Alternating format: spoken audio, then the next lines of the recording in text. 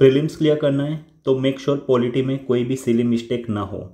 उसके लिए हम लोग एक सीरीज स्टार्ट कर रहे हैं, top 50 topics from Indian polity. इसके बाद हम इकोनॉमी के टॉप 50 करेंगे। इस वाली सीरीज़ को आप एंड तक फॉलो करना। मैं कुछ क्वेश्चंस पूछूंगा, आपको उनका कमेंट में आंसर भी करना है, राइट। अब हम स्टार्ट करते हैं एक्ट से। एक्ट काफ़ी इंपॉर्टेंट है आपके एग्जाम के लिए। गवर्नमेंट ऑफ इंडिया एक्ट 1909, इसको हम लोग बोलते हैं मोर्ले मिंटो रिफॉर्म भी। अब सबसे पहला जो पॉइंट है जो आपको याद रखना वो ये है कि प्रोविंशियल लेजिस्लेटिव काउंसिल में जो है नॉन ऑफिशियल मेजोरिटी अलाउ की गई थी। अब इसका मतलब क्या है सर, वो भी बता दीजिए। इसका सिंपल सा मतलब ये है, प्रोविंशियल लेजिस्लेटिव काउंसिल में दो तरह के मेंबर्स होते थे, एक तो होते थे इलेक्टेड और एक होते थे नॉमिनेटेड, राइट। तो ये बोला गया है कि जो नॉमिनेटेड इलेक्टेड मेंबर है ना, वो नॉमिनेटेड मेंबर से ज़्यादा होंगे, ये जो है वो ज़्यादा होंगे देन नॉमिनेटेड मेंबर। और इसमें भी जो इलेक्ट किए जाते थे वो जनरली वो लोग होते थे जो कि ब्रिटिश गवर्नमेंट के सपोर्ट करते थे, ठीक है। मतलब जैसे यूरोपियन, लैंडलॉर्ड, लॉयलिस्ट वही होते थे। तो ब्रिटिश गवर्नमेंट नहीं चाहती थी कि उनका कंट्रोल कम हो। नेक्स्ट, मेंबर जो है वो सप्लीमेंट्री क्वेश्चंस पूछ सकते थे, जो आपको याद रखना है। बजट पे अगर कोई रेजोल्यूशन पास करना है, मतलब मूव करना है, अगर वो मूव भी कर सकते थे। इसमें से 3-4 पॉइंट है जो आपको बिल्कुल याद रखना है, वो बता दूंगा एंड में, ठीक है। सत्येंद्र प्रसाद सिन्हा पहले इंडियन बन गए जिन्होंने वाइसरॉय एग्जीक्यूटिव काउंसिल को ज्वाइन किया। उसके बाद सेपरेट इलेक्टोरेट यहाँ पे स्टार्ट किया गया था मुस्लिमों के लिए, जिनको बोला जाता है बेसिकली लॉर्ड मिंटो को फादर ऑफ कॉमनल इलेक्टोरेट। अब ये 1919 में और बढ़ाया गया, 1935 में और बढ़ाया गया। और सेपरेट रिप्रेजेंटेशन था, प्रेसिडेंशियल कॉर्पोरेशन, इन सारी चीज़ों का याद रखने की जरूरत नहीं। लेकिन एक इंपॉर्टेंट पॉइंट जो आपको याद रखना वो ये है, फॉरेन पॉलिसी और जो प्रिंसली स्टेट रिलेशंस है वो डिस्कस नहीं किए जा सकते थे। तो ये आपको याद रखना है एग्जाम पर्सपेक्टिव से। Is that clear? आगे बढ़े। उसके बाद है गवर्नमेंट ऑफ इंडिया एक्ट 1919, जिसको हम लोग बोलते हैं मोंटेगो चैम्सफोर्ड रिफॉर्म। आपको कमेंट सेक्शन में मुझे ये बताना है, इनमें से आपको ये बताना है सिंपल सी चीज़, इनमें से ना सेक्रेटरी ऑफ स्टेट कौन थे और इनमें से वाइस रॉय कौन थे। ओके, आपको ये मुझे कमेंट सेक्शन में बताना, मैं देखना चाहता हूँ आपको मालूम भी है या नहीं है। इन्होंने क्या किया, यहाँ पे डायरकी इंट्रोड्यूस की गई। जब मैं बोल रहा हूँ डायरकी, इसका सिंपल सा मतलब है कि जो सब्जेक्ट होते हैं ना, जैसे आज हमारे यहाँ पे लिस्ट है, ऐसे ही वहाँ पे सब्जेक्ट होते थे प्रोविंसेस में। प्रोविंसेस यानी कि जैसे स्टेट है ना आज हमारे यहाँ पे, तो वहाँ पे प्रोविंसेस होते थे। एक तो हो गया ट्रांसफर्ड सब्जेक्ट, एक हो गया रिजर्व सब्जेक्ट। अब एक बात तो, रिजर्व हम किस चीज़ को करेंगे? रिजर्व हम उस चीज़ को करेंगे जो हमारे लिए बहुत ज़्यादा जरूरी है, राइट। मेरा सेकंड क्वेश्चन, पहला क्वेश्चन तो ये हो गया। मेरा सेकंड सिंपल सा क्वेश्चन है, आप मुझे ये बताओ रिजर्व सब्जेक्ट में कौन से सब्जेक्ट आते थे, मतलब उनका नाम होगा कुछ, जैसे पुलिस, लोकल, सेल्फ गवर्नमेंट, ऐसे। मैं बता नहीं रहा हूँ कौन से किस में आ रहे हैं, आपको खुद बताना है। Guys this is A previous year question and trust me, दोबारा पूछा जा सकता है। एक बार गूगल जरूर कर लेना स्पेसिफिक इन्फॉर्मेशन की ट्रांसफर्ड एंड रिजर्व सब्जेक्ट। और इसमें यह भी बता देना खुद से, लोकल सेल्फ गवर्नमेंट जो था वो ट्रांसफर्ड था या रिजर्व था। अब इसमें फ़र्क क्या था वो समझते हैं। ट्रांसफर्ड सब्जेक्ट जनरली गवर्नर जो वो एक्ट करेगा मिनिस्टर की एडवाइस पे, यानी कि ट्रांसफर में क्या था भाई, रिस्पॉन्सिबिलिटी थी।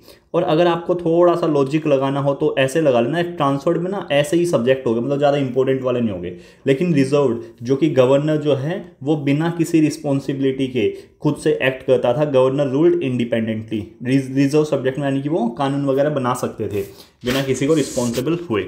नेक्स्ट जो आपको फैक्ट याद रखना प्रीलिम्स पर्सपेक्टिव से, कि बाइकैमलिज्म और डायरेक्ट इलेक्शन फर्स्ट इंट्रोड्यूस किए गए थे 1919 वाले एक्ट में।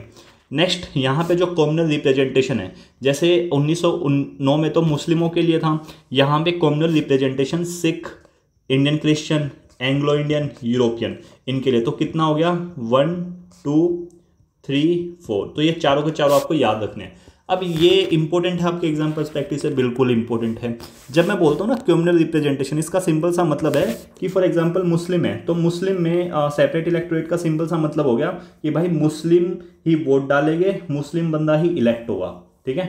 मतलब ये मुस्लिमों के अंदर ही होगा जो होगा। यहाँ पे अगर सिख है तो सिखों के अंदर ही होगा। तो this is called separate electorate, understood.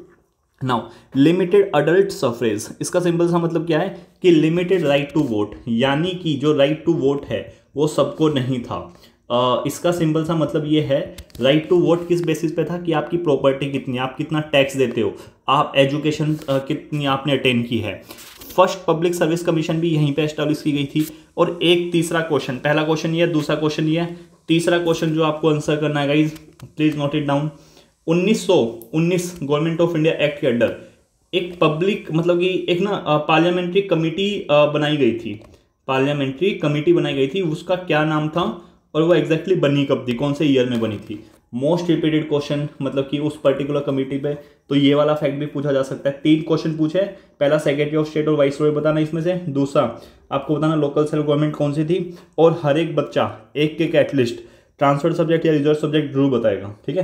कोई अगर कमेंट सेक्शन खोले तो उसको लगे कि हाँ यार कमेंट सेक्शन खोलने से भी कुछ नॉलेज अटेन हुई है, राइट। उसके बाद थर्ड पे क्या पूछा मैंने कि 1919 के अंदर मतलब कि कौन सी पार्लियामेंट्री कमेटी बनाई गई थी गवर्नमेंट ऑफ इंडिया एक्ट 1919 के अंदर। उसके बाद साइमन कमीशन आनी थी, मतलब कि जनरली 10 साल बाद आनी थी, लेकिन इसका इवेल्युएट करने के लिए गवर्नमेंट ऑफ इंडिया एक्ट 1919 को, लेकिन वो 2 साल पहले ही आ गई, यानी कि 1927 में आ गई थी। ओके, तो साइमन कमीशन अपॉइंट की गई थी एज पर दिस एक्ट, तो ये आपको याद रखना कब आई थी साइमन कमीशन, 1927 में।